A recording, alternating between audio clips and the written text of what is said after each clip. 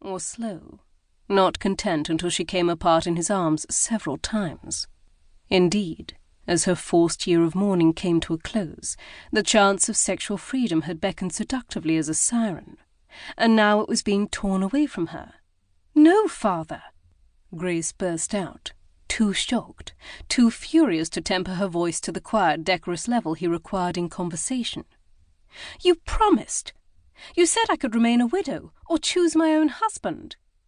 "What an unseemly display from your daughter, my Lord Bishop," said Lord Baxter, his lips thinning further in distaste. "Surely she understands the enormous honour of my name, address, wealth, and position." "Yes, my lord," her father said, gripping her arm and dragging her toward the door. "Of course she does. Grace is merely overwhelmed with delight. Perhaps you might excuse us for a moment." Lord Baxter nodded approvingly. "By all means. In situations such as these, correction is most appropriate. I commend your values." Alone in the narrow hallway, Grace wrenched from her father's hand. "No, not ever. He's far worse than Carrington. Besides, I'm well past my majority, and have a widow's jointure. You cannot force this." "On the contrary," he hissed, anger reddening his face. "The new Earl sent word yesterday. He visited the property set aside for your income, and it's in a terrible state of neglect. Crumbling manor, unploughed, and badly watered fields. It will take years to put right. No one was expecting the old Earl to pass when he did." "But I still have money, don't I? What about the inheritance from Mamma?" "You cannot touch that until you're 25, and I cannot keep you until then. You know very well I have next to nothing of my own.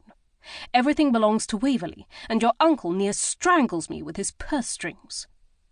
Despair and fury threatened to choke her at the bald-faced lie. No clergyman in the world lived as well as her father did.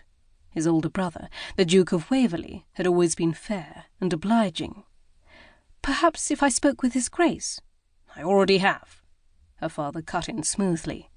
"Waverley agrees with me. Baxter is an excellent choice. You often lament your lack of children. His lordship is still healthy and would no doubt give you several." Her stomach roiled. Yes, she'd always wanted babies to lavish affection on, yet to become pregnant, to have another soft-bellied, sour-breathed ancient regularly lift her nightgown and dispassionately force himself inside her until he climaxed, could not be tolerated. "But—" "There is no but, Grace. You will marry Lord Baxter on June 1st, which will allow your mourning period to come to an end, and a new, more fitting wardrobe to be created. My word! I cannot believe what a disobedient, disloyal daughter you've become. If your mother could see you now, she'd be so sad, so ashamed." Reeling at the words, Grace staggered backward. "Mamma loved me." "Foolishly," he conceded with a shrug. "But that is the past. The future is us dining with Baxter at 6 o'clock sharp to celebrate." Unable to be around him a moment longer, Grace fled the manse for the orchard, her favourite spot for privacy. Underneath a tree, groaning with the weight of shiny red apples, she picked up several and held them at the massive trunk, unable to hit the blasted thing because her vision was too blurred by hot tears.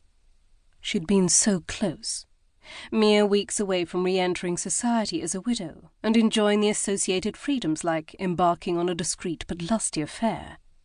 Her dream man would be long married, but London was the largest of cities.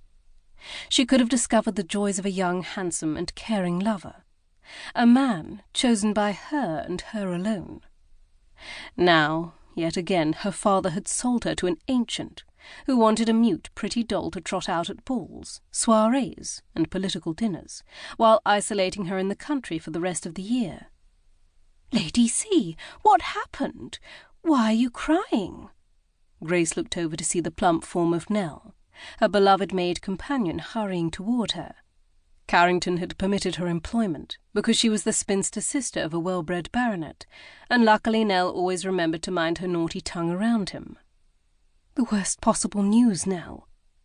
The silver-haired woman shot her an alarmed look as she collapsed in a heap of starched, grey-striped cambric.